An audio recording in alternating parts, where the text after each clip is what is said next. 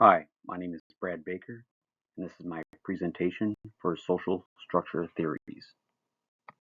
Social disorganization theory. This links crime rates to certain neighborhood characteristics, that there are certain common denominators that you will find in these neighborhoods.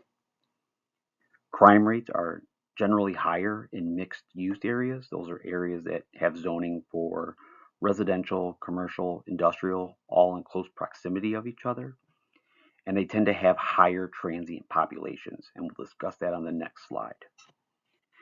These areas tend to have high population density and low income, and they lack support resources like social services just because of the general makeup of that uh, area versus a traditional neighborhood.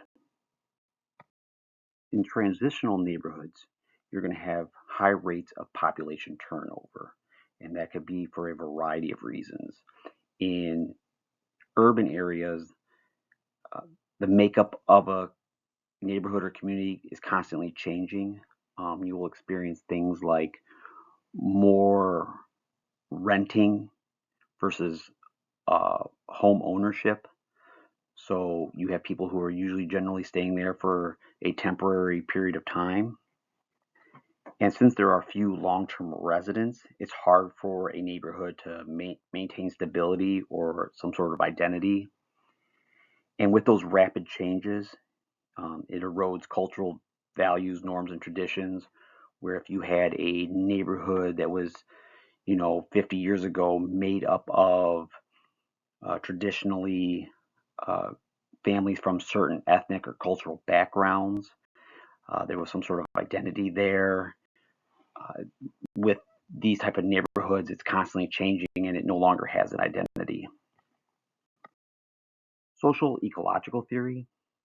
This includes and expands on the social disorganization theory. It recognizes that there are other ecological factors such as poverty, neighborhood instability, incivility, and economy, which also play into crime rates in various neighborhoods. Like I said before, social ecological theory expands upon social disorganization theory. And so the first part of ecological theory is community disorder.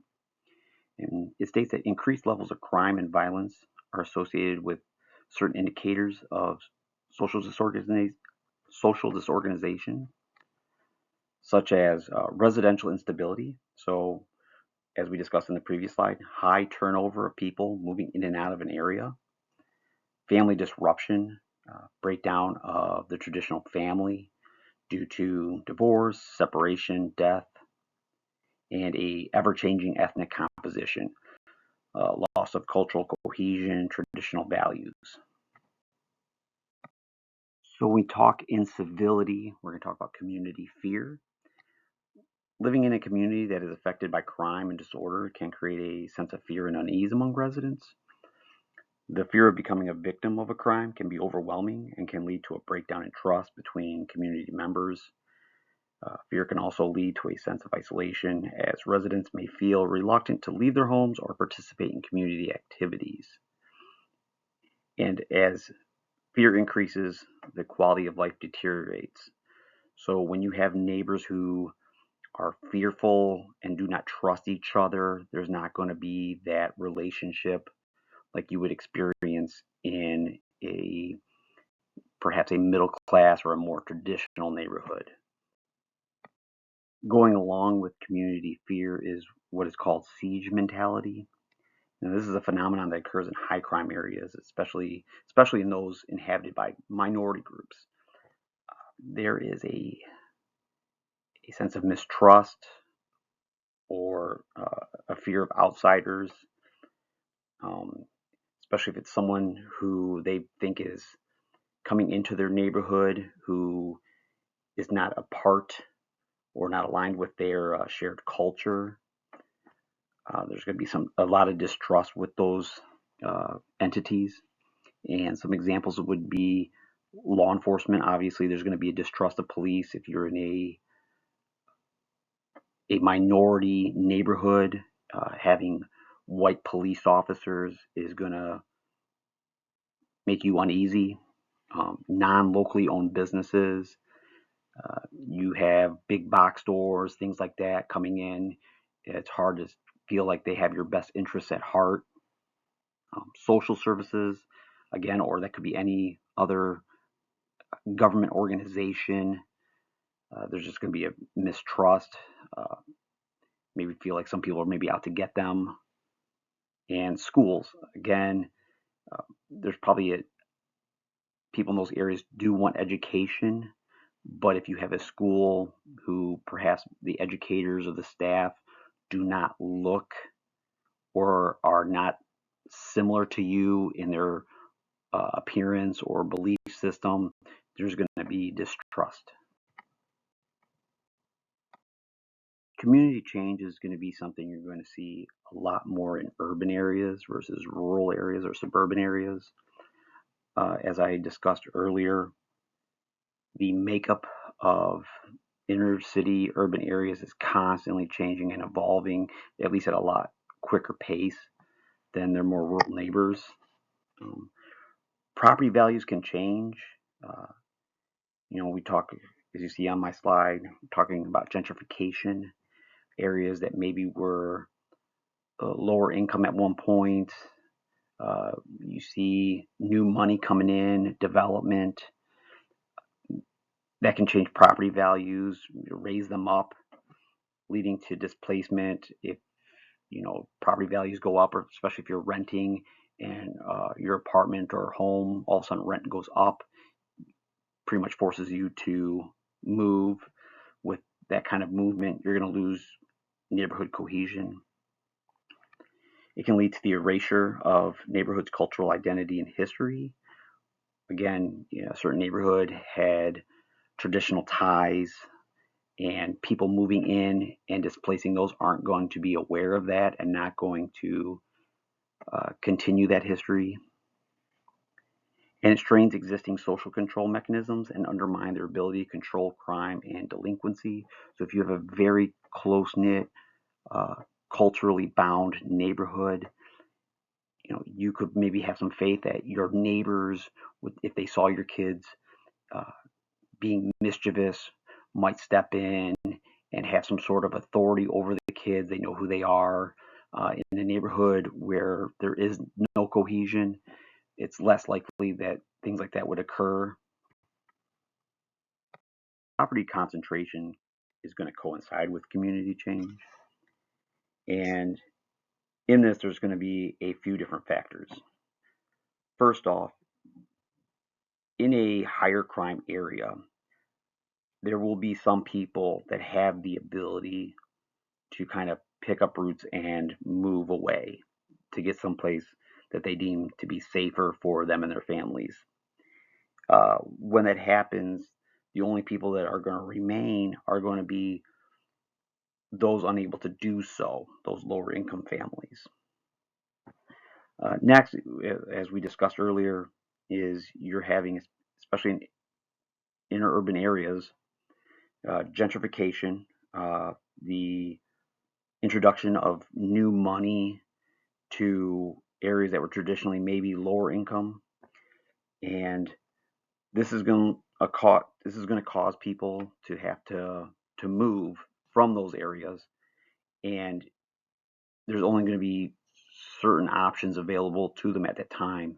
I currently live in the Toledo, Ohio area, and there are parts of downtown and other parts that have seen major improvements in the last few years. These areas were traditional, at least for the last 50 years or so, lower income apartment complexes, things like that.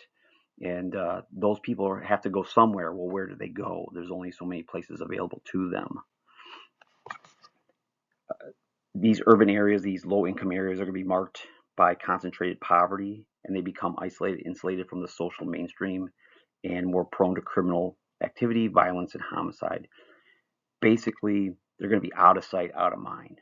A lot of money and effort is going to go into those areas that are going to benefit that city. So those lower income areas that are maybe a little off the beaten path aren't going to get the attention some of the other neighborhoods would. Next, we're going to discuss Merton's theory of enemy. In 1938, Robert Merton came up with this idea that there were two elements needed to create a possible anemic or socially unstable conditions. The first being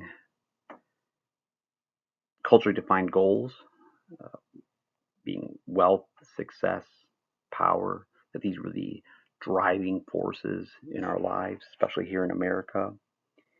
And two were the socially acceptable means of acquiring them. Ideally, we would talk about strong work ethic, achieving and obtaining formal education, and being financially responsible with our money. Merton recognized that there were cultural goals and socially acceptable means of obtaining them. He also had the wherewithal to realize that not everybody would be able to do that. And so that he identified 5 ways in which individuals would respond to the strain or frustration of not being able to accomplish that. Some examples of these social adaptations would be conformity. This is going to be those people who are able to do to obtain those goals through legitimate means. People who go to school, go to college, get a good job or career, and as a result are able to obtain success, wealth, and power. In innovation, these people are going to recognize the same goals. They also want wealth, success, and power. They are just unable to do it through legitimate means. And so they're going to come up with alternative ways. This is more than likely going to result in criminal activity. I want a nice house and a nice car, but I cannot find a job that will pay me enough to do that. So I may sell controlled substances or resort to theft to obtain that. In ritualism, these people are going to find the satisfaction in the custom and not the goal. So when I was trying to think of a good example, I would say in the military, for example, nobody necessarily gets rich being in the military, but there is a sense of honor and duty that comes with that. And I think that's a pretty good example of ritualism, is that you find the satisfaction in that. In retreatism, you reject both the cultural goals and the legitimate means. Basically, you want nothing to do with the system at all. And in rebellion, you're basically going to say, since I can't obtain the goals and I can't do the legitimate means, I'm just going to find my own goals and my own means, and you come up with a completely different system. Finally, I'm going to discuss social deviance theory. This is a combination of social disorganization and strain theory. This is going to be extremely prevalent in low income, especially poverty stricken areas. In these areas, it's understood that normal societal goals are just not going to be obtainable. The education's not there, the jobs aren't there. It's next to impossible to achieve those. So instead, they're going to replace these with goals that are more easily achievable. So, for example, where in normal society might say wealth is a large sums of money, enough to maybe put your kids through college, to retire. They might say, hey, cars or jewelry are going to represent wealth. When it comes to power, they're not going to be able to obtain high-ranking jobs, but they will replace that with toughness. I'm the toughest guy on the block. That's my position of power. And in success, especially in, like we discussed, for gangs, especially with males, success by having the cars and the jewelry and the toughness, that's going to equal your success. And that could be something as simple as a number of sexual partners. So basically, in social deviance theory, you're going to create an entirely new subculture that places emphasis on those goals and not the goals of the rest of society. And with that, that concludes my presentation. Thank you.